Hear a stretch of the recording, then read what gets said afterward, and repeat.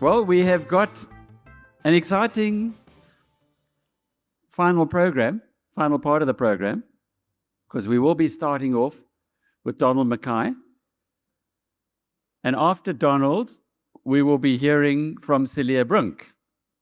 Now, if you've been following the conversations, you will know that we've had statement, right of reply to statement, right of reply to right of reply.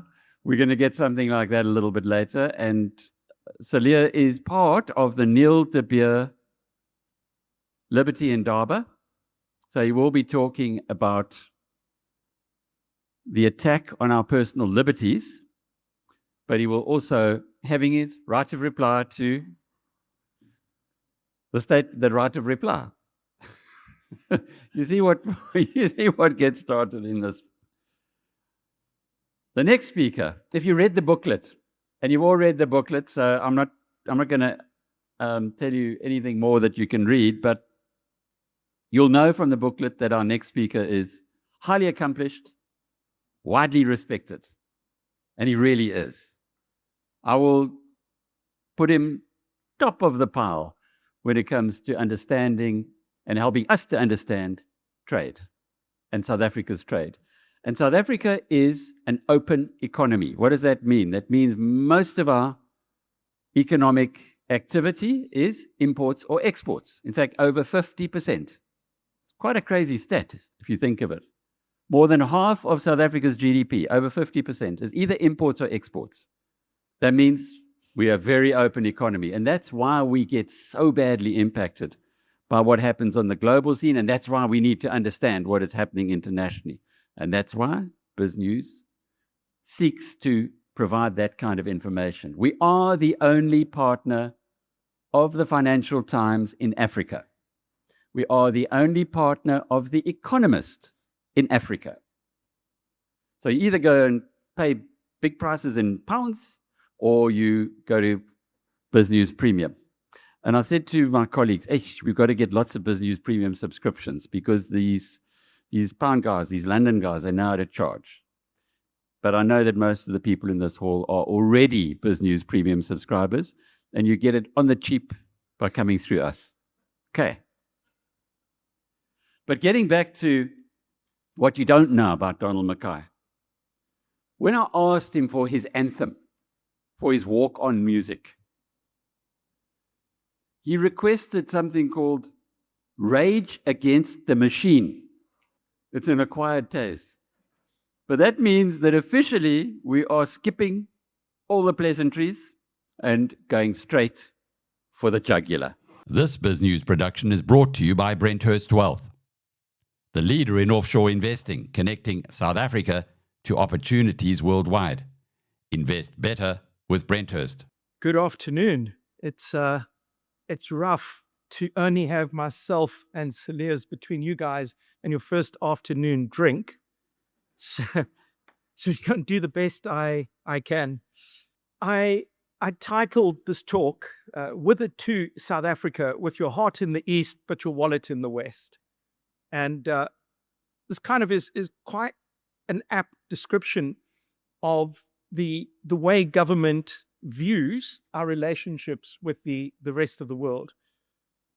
The East is kind of where all the romance is, all the love is. It's Iran was that girlfriend from high school that you just can't quite let go of. That's really not good for you. That is how it feels to me. On the other hand, when we want things like FDI, when we're looking for markets to export complex manufactured goods, it's all to the West.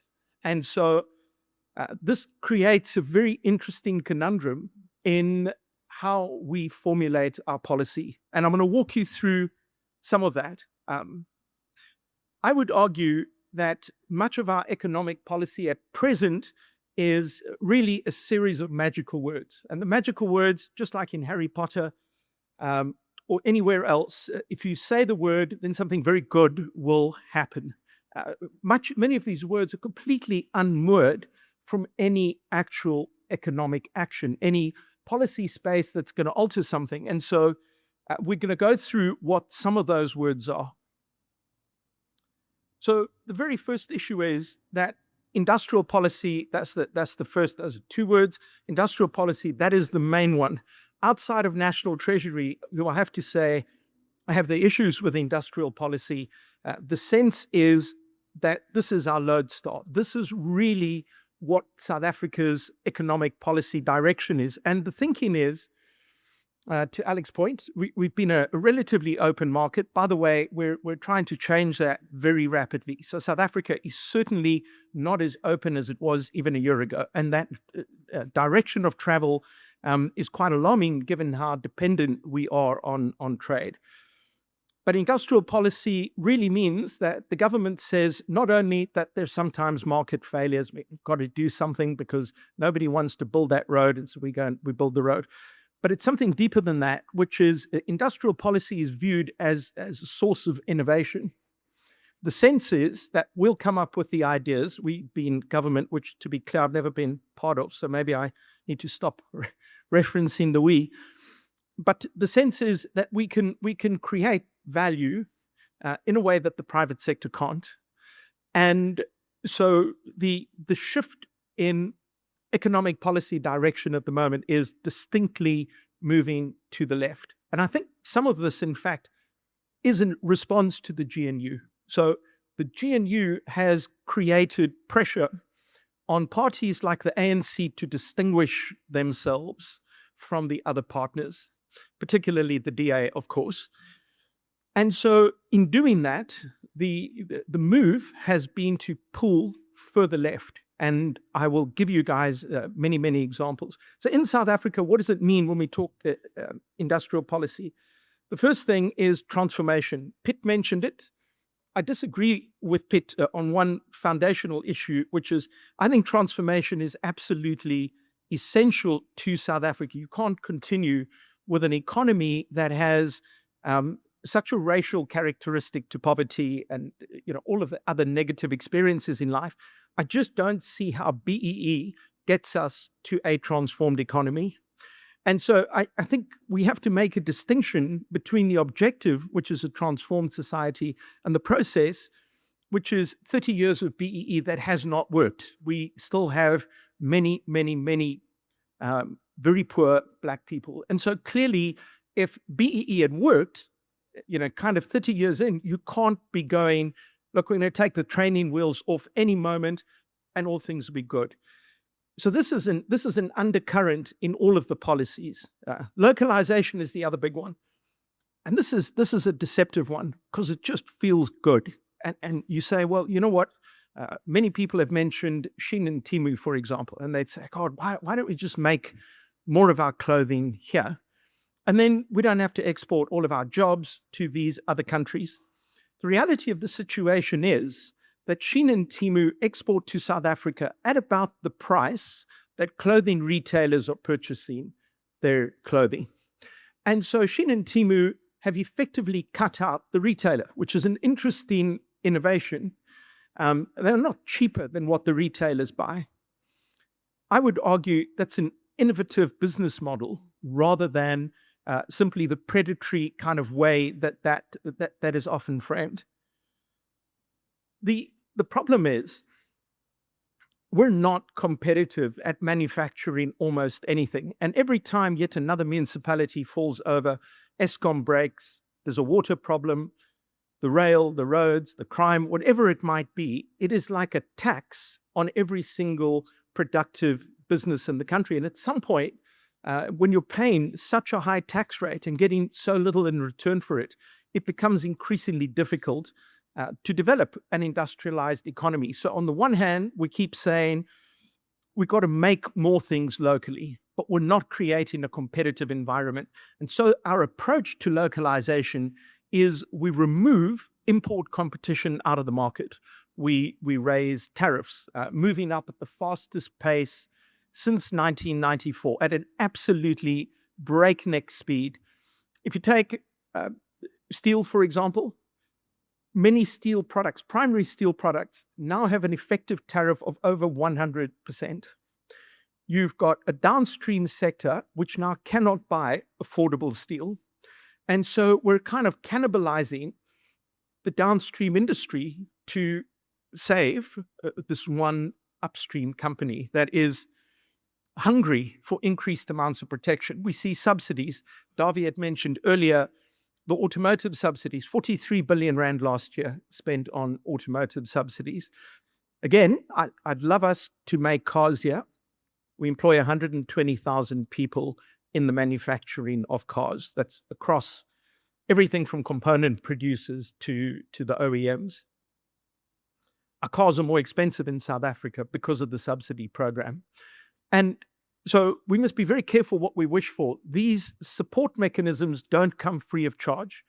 And to Davi's other point, nothing matters more in an economy than the consumer. 100% agree with him. The consumer in South Africa is endlessly sending money upwards to producers. And so I jokingly refer to this as trickle-up economics, where you take the money from the poor and you give it to the wealthy. And that is literally what happens. So localization, I'm not averse to us making things, but we need to make things that we're good at making. And we need to create an environment where manufacturers can thrive. We should not refuse to address the underlying problems and then attempt to compensate with it or for it by introducing these other mechanisms. I've written on the slides, which I'll share with Alec, in the trade-off between manufacturers and consumers, the consumer will always lose in our current policy space.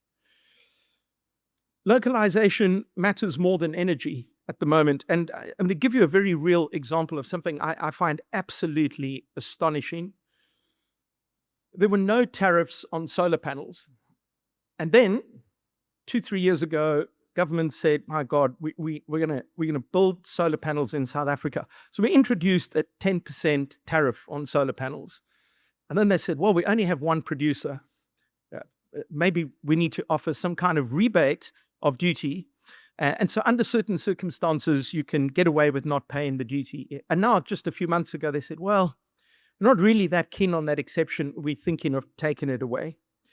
And so last year, 109 million rand was paid in import duties on solar panels. Another 240 million was rebated.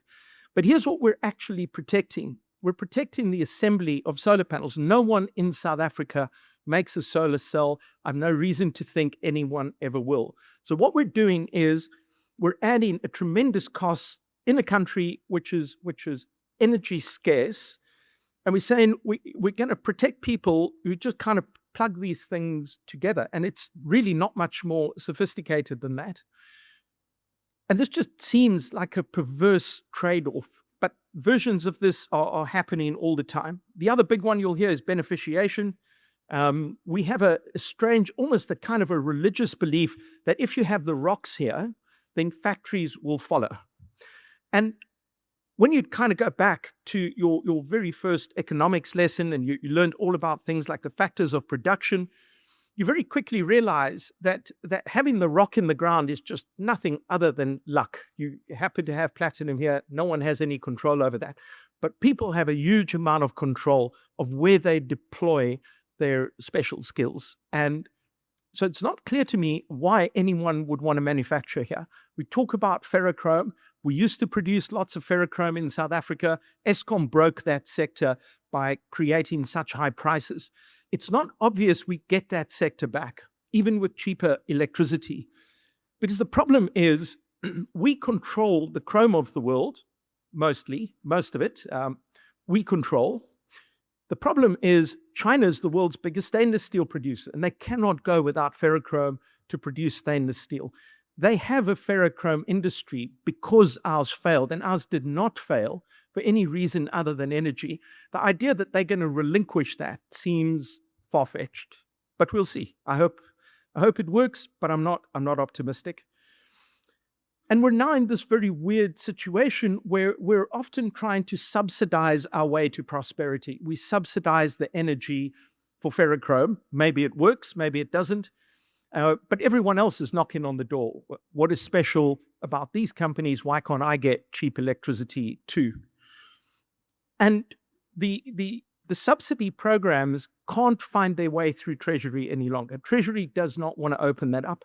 And so what has happened is we've introduced an environment where we have stealth taxes and subsidies. And let me explain how these work. I think they're absolutely pernicious. We've identified at least 40 transformation funds. So you guys talk about the big one. There are tons of them. They're all over. There's a soybean transformation fund. There's an automotive transformation fund. And these funds are not funded, importantly, by National Treasury. To a large degree, these funds are invisible. There's no oversight. We have a localization support fund. Sounds wonderful on the surface. Over R1 billion has been paid into that fund. How does the money go into the fund? Why are so many people contributing? Because if you want your merger approved, you're going to have to throw some money in. They do not publish financial statements. We have no idea what happens inside there. The big kind of transformation fund, there's money flowing into that. Vodacom wanted their merger approved, 400 million rand thrown into the transformation fund. There was a cartel of companies in the cooking oil industry that were found to be behaving poorly. They get a fine of 100 million. 1 million of that is paid as the fine. 101 million. 1 million is paid as a fine that goes into the National Revenue Fund. 100 million goes into a set of transformation fund initiatives. And like I said, remember, you have no visibility on what happens inside of these funds. We see the scrap metal sector, which has a subsidy program by forcing down the price of scrap into the local mini mills. We have subsidized finance into that sector. Alec, if you want to understand why ArcelorMittal Newcastle is struggling, South Africa is currently the world's cheapest producer of long steel. And why is that? Because you've got cheap raw material. My calculation is around 8 billion rand a year in raw material subsidies. ZAR calculates it slightly more modestly at 6 billion. The IDC has an exposure to the mini mill sector of 14 billion rand, 10 times the market cap of Mittal. And so what has happened is we're awash with steel, and it's forcing down the price. And of course, they can't make the trade-off now. But this is how the money kind of flows. We're seeing an increase in the use of permits. So if in the past, if I said, well, I have a particular widget I need to import, no one makes it locally, I could go to a government department called the International Trade Administration Commission, and I could say, could I get the duty removed? And pretty much they would take it away. They confirmed there was no one here, but they get rid of it. That is no longer the case. What now happens is the duty remains, and they'll give you a rebate, which is connected to a permit. And the permit has BEE requirements, or the permit has employment equity requirements, or whatever it is that they choose to put in. You have to sign a reciprocal agreement, a document I think is just absolutely unacceptable. But the reciprocal agreement says there's a string of commitments you need to make. If you breach those commitments, we'll take away the concession that you thought you had. National security, just a couple of days ago, a revised version of the International Trade Administration Act was published for comment. And there's a whole new section in there on national security. And this is kind of bad lessons we're learning from Donald Trump, but national security will soon become a feature, and it's an undefined concept. Like, no one really knows what it is. We already have it in our competition law, and these things allow just a tremendous amount of leeway without any form of accountability. Our trade and foreign policy are utterly disconnected, and this is an enormous problem. We have a foreign policy which leans heavily towards the likes of Russia, Iran, China. But the trade, the value in our trade all sits with the West, and these just remain unreconciled. So The US, of course, has been an enormous disruptor. When Rob spoke earlier, I actually thought he was the new ambassador for the US. But we now have two fiscally socialist parties in the US. There is no party that in any way supports the free market any longer. So Comrade Trump has given us government taking shares in all sorts of companies. The US debt is rising at a rate that I find absolutely alarming. We're not sitting with a responsible adult in the room anymore, and I think that has consequences for countries like South Africa. And I'm going to wrap up in a second. If you just give me two more minutes here. US debt has increased by 2.3 to 2.4 trillion rand since Trump came into office for the second time round. These are just mind-boggling numbers. And we, of course, have tariffs. Darby mentioned it. I'm incredibly offended by tariffs as a rule. The idea that this just gets normalized, I think is it's just absolutely terrible. And so in all of this environment, we've created a really unstable global trading system. The US has kicked off a war with Iran. I have no sympathy for the mullahs in Iran, but I don't really understand what the end game is with the war. So how does this play out? And even if the US says, listen, we're one and done, 2 weeks from now we leave, that does not remove the problem from that part of the world. And so I don't entirely understand this. And in this very unpredictable environment, I find South Africa increasingly moving to some of the more reprehensible possible trading and investment partners, Iran being an obvious one, but even China.